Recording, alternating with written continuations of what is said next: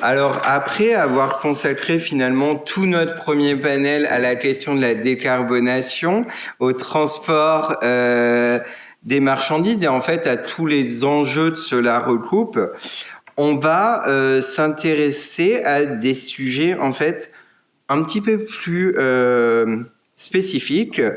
Nous aurons une première présentation sur la question de l'économie et des sanctions économiques et une seconde sur la transformation d'un port. Je vous propose que nous nous dirigeons donc directement vers la première présentation. Pour cela, nous allons avoir le plaisir d'écouter Alexandre Zourabichvili, maître de conférence en droit public, qui va nous parler de l'économie portuaire et des sanctions économiques. Chers collègues, je vous passe la parole pour 15 minutes. Merci, cher Gaëtan, chers collègues, mesdames et messieurs. Je vais un peu élargir le sujet des ports. Je vais situer les ports dans l'économie internationale, puisque les ports ont une dimension économique, on l'a dit dans le panel précédent, commercial, mais aussi géopolitique de premier plan dans les relations internationales. Ce sont des plateformes d'échange, des hubs, qui sont situés à la fois au croisement de routes maritimes et puis au croisement de chaînes de valeur globales. Un exemple de l'importance stratégique des ports pour l'économie internationale et pour les grandes puissances internationales, c'est par exemple Donald Trump et le canal de Panama, puisque le président américain a accusé la Chine de contrôler les activités portuaires aux deux extrémités du canal, en y voyant une menace à la sécurité du commerce des États-Unis et la sécurité, je dirais plus large, nationale des États-Unis. Il faut savoir que ces ports sont gérés depuis 1997 par une société qui est basée à Hong Kong, une société multinationale, et que le Panama a rejoint la route de la soie chinoise, qui est ça fait partie du réseau chinois des grandes routes commerciales. Donc il y avait un accord entre le Panama et la Chine. Et je viens d'apprendre en fait hier soir que à la suite de la visite de Marco Rubio et des menaces américaines vis-à-vis du Panama, le Panama a annoncé sa sortie des routes de la soie. C'est-à-dire que l'accord avec la Chine ne sera pas reconduit. Il pourrait même y avoir une sortie immédiate.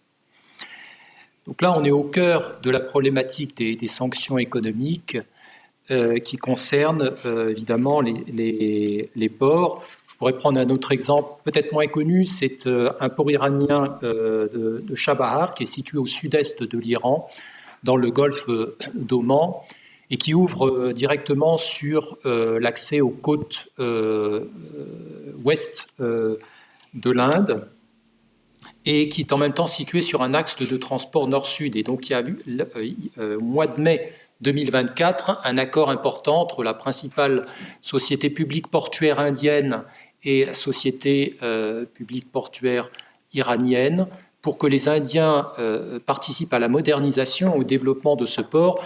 Pour l'Inde, c'était d'avoir un couloir de transport qui remonte jusqu'au nord, jusqu'à l'Afghanistan, avec à droite le débouché sur l'Asie centrale, à gauche sur la Turquie et accès évidemment à l'Europe. Mais ce projet est sous la menace, ce projet qui a été signé entre l'Inde et l'Iran est sous la menace américaine, puisque ça n'arrange pas les Américains que les Indiens utilisent l'Iran, qui est sous sanctions américaines. Donc les sanctions sont de plus en plus actuelles. Alors il y a les sanctions pour ce qui concerne le transport maritime, évidemment, on parle beaucoup des sanctions à la fois américaines et aussi de l'Union européenne contre la Russie, à la suite d'abord de la Crimée et puis ensuite la guerre en Ukraine. Il y a également les sanctions contre la Syrie, qui récemment, à la suite des événements en Syrie, pourraient être flexibilisées, ces sanctions. En tout cas, elles présentent un obstacle au commerce. Alors, juste avant d'entrer dans le vif du sujet, quand même, pour qu'on soit bien clair, quand je parle de sanctions, donc je parle de sanctions unilatérales, aussi appelées mesures coercitives unilatérales, et qui sont un instrument de pression utilisé en général par des États forts, les États-Unis principalement, même l'Union européenne, qui sont utilisés à l'égard d'un État, de ses agents ou d'un opérateur public ou privé, afin que cet État ou cet agent soit dissuadé de persister dans un comportement et qu'il modifie sa politique afin de se mettre en conformité avec les principes, avec les valeurs de l'État qui a édicté ces sanctions ou avec les valeurs du droit international. Bien souvent, ça se rejoint, mais pas toujours. En général, c'est un comportement qui n'est pas conforme aux exigences de la lutte contre la criminalité financière, le terrorisme international, le blanchiment d'argent, tout ça, ça peut aller ensemble d'ailleurs, le trafic de stupéfiants, mais les sanctions peuvent être aussi motivées principalement pour des raisons géopolitiques, des raisons commerciales, des intérêts nationaux des États. Alors, comme je l'ai dit, ça représente un obstacle au commerce, mais appliqué au transport maritime, ça pose des problèmes, ça modifie les routes maritimes, et puis surtout, il en a été question à propos de la transition écologique dans le panel précédent, ça induit des stratégies, des comportements de contournement, d'évitement des règles, et lesquels, naturellement, ont un impact environnemental, la pollution en particulier.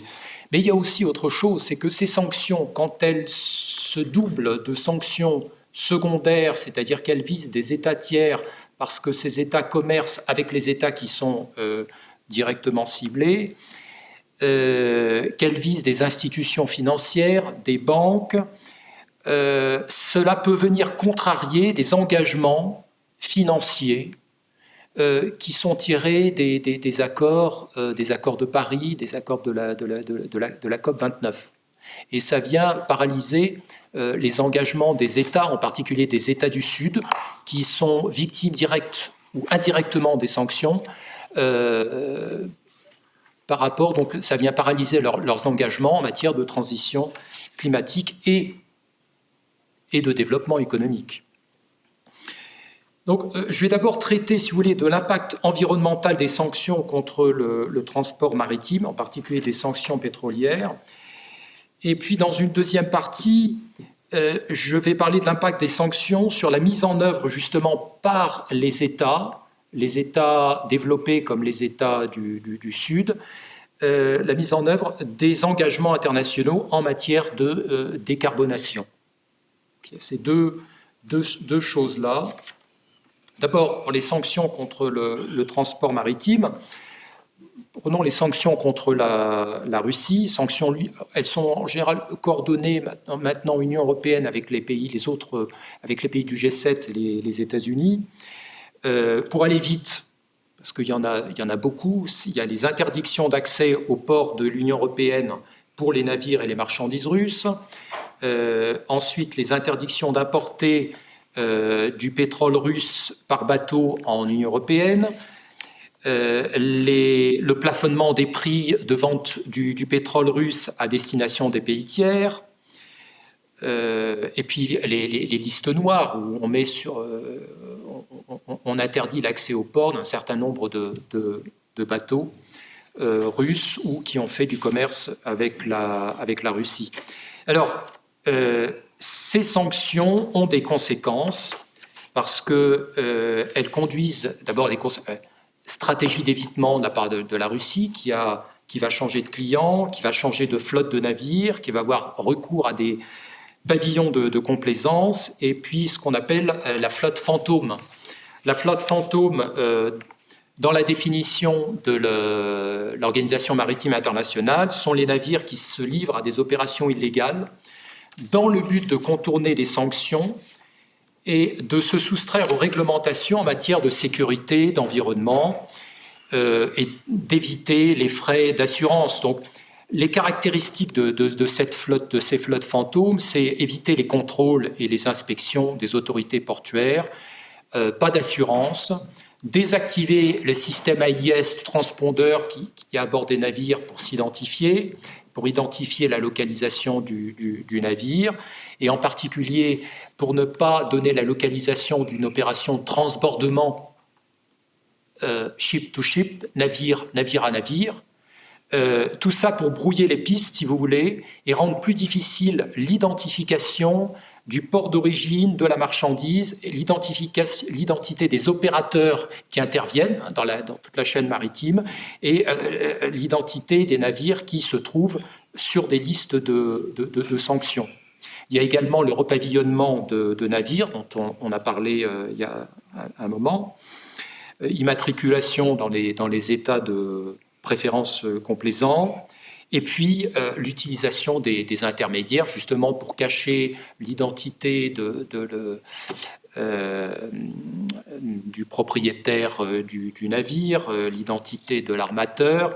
On place des intermédiaires, et d'autant plus sur le marché pétrolier qui est déjà structuré autour des intermédiaires, donc avec les sociétés écrans notamment.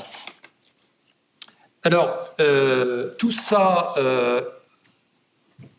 fait qu'on a de plus en plus de vieux tankers, et avec une pollution, des risques de pollution, des risques de rejet, des risques de catastrophes, directement en conséquence de ces stratégies d'évitement. Mais il y a un deuxième aspect de ces sanctions, c'est la deuxième partie, c'est sur la mise en œuvre par les États de leurs engagements internationaux en matière de décarbonation. Alors, ces sanctions, elles sont souvent à effet extraterritorial, c'est-à-dire qu'elles frappent non seulement directement des États, mais aussi les États tiers. Il s'agit de frapper en fait les opérateurs tiers qui pourraient commercer avec les États ou les opérateurs directement ciblés. Et ces États tiers sont bien souvent des petits États qui peuvent être vulnérables également du point de vue climatique. Et ces sanctions les privent de ressources qu'elles pourraient utiliser pour leurs engagements en faveur de la transition, en faveur de la décarbonation. Elle détourne aussi des ressources pour des différents opérateurs, même privés, puisqu'il y a des obligations de ce qu'on appelle de compliance, de mise en conformité avec les normes américaines, avec les normes européennes. Il y a toute une pression sur les compagnies d'assurance que je n'ai pas le temps de développer ici. Et puis, surtout, les engagements internationaux, quels sont-ils ?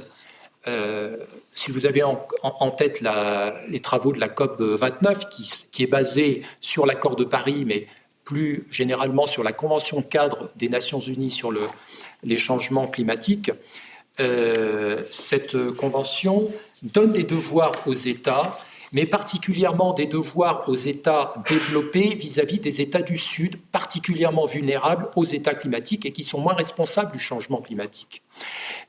Parmi ces deux, il y a l'obligation en fait, ce sont des obligations communes, mais différenciées. Différenciées, c'est-à-dire qu'il y a des obligations particulières à la charge des pays développés pour le financement et favoriser les transferts de technologies vis-à-vis des pays du Sud. Or, ces financements passent par des banques multilatérales.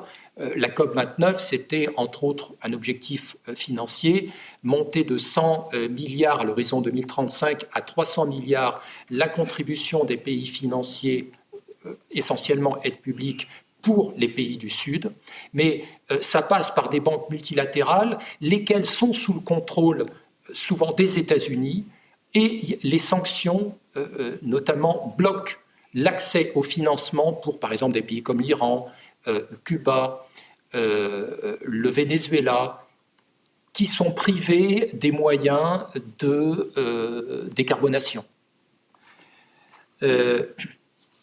Donc il y a, je dirais, un conflit entre les obligations climatiques des pays développés en particulier et les sanctions économiques qui sont mal encadrées par le droit international. Il y a des lacunes dans le droit international. Et donc tout le problème est d'articuler en fait les obligations climatiques avec l'encadrement très imparfait des sanctions internationales. Il y a une procédure en cours à la Cour internationale de justice à laquelle on a demandé une opinion consultative sur les obligations climatiques des États. Un certain nombre d'États qui sont intervenus dans leurs exposés écrits ont soulevé le problème des sanctions, des mesures coercitives qui sont considérées comme des moyens de discrimination. La Chine, au nom d'ailleurs de tout un groupe avec l'Inde, l'Afrique du Sud et d'autres, mais également l'Iran, qui a demandé à la Cour internationale de se prononcer sur la légalité des sanctions par rapport aux obligations climatiques. Donc c'est un point important que je voulais soulever ici. Juste très brièvement, en mot de conclusion, donc le transport maritime est peut-être devenu le secteur d'activité où s'appliquent le plus les sanctions à caractère extraterritorial, dans la mesure où les États-Unis, mais également les autres membres du G7, s'efforcent d'imposer leurs sanctions. Les conséquences de ces sanctions appellent au minimum une révision des sanctions, notamment par rapport aux engagements en matière de décarbonation. La déclaration de la COP29 de Bakou sur le nouvel objectif du financement climatique ne fait pas référence explicitement aux sanctions économiques. Bon. C'est, je pense, une carence de cette déclaration. Il y en a d'autres aussi. Et une dernière remarque pour conclure, c'était sur la lutte contre la flotte fantôme, le recours à la flotte fantôme, qui est une lutte menée directement au niveau de l'Organisation maritime internationale. Évidemment, les États-Unis ont beau jeu de vouloir imposer leurs sanctions aux opérateurs maritimes et aux États, parce qu'il n'y a pas l'ONI n'a pas de moyens de force pour faire imposer ses propres standards, notamment en matière de sécurité de navigation. Et là, effectivement, il y a cette question d'absence de force internationale qui pourrait se substituer à la force des États-Unis, qui, elle, évidemment, est surtout soucieuse de défendre les intérêts américains plus que les intérêts internationaux. Je vous remercie de m'avoir écouté. Merci beaucoup.